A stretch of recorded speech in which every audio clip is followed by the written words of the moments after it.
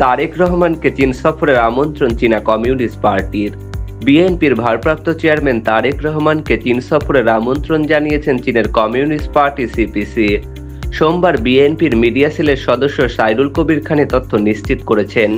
তিনি জানান, চীনের রাজধানী বেইজিংয়ে পিপলস গেট হলে আয়োজিত দ্বিপাক্ষিক বৈঠকে বিএনপির প্রতিনিধি দলকে স্বাগত জানান সিপিসির পলিট ব্যুরো সদস্য এবং ন্যাশনাল পিপলস কংগ্রেসের deputy chairman Li Hongzhong.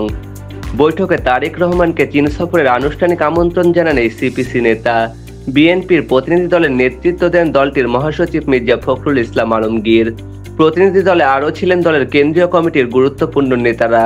Sairul Kabir Khan জানান, বৈঠকে দুই দলের মধ্যে পারস্পরিক রাজনৈতিক বোঝাপড়া ও আঞ্চলিক ভূ রাজনীতিতে সহযোগিতার বিষয়ে আলোচনা করা হয়।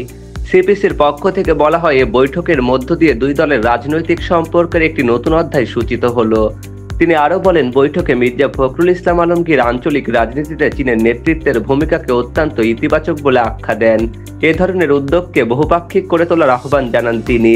বৈঠকে উপস্থিত নেতারা আশা প্রকাশ করেন, ভবিষ্যতে রাজনৈতিক দলগুলোর মধ্যে এমন কৌশলগত সংলাপ আঞ্চলিক শান্তি ও উন্নয়নের নতুন দিগন্ত উন্মোচন করবে। মোহাম্মদ সামিল খান, রাষ্ট্রবার্তা ডেস্ক রিপোর্ট।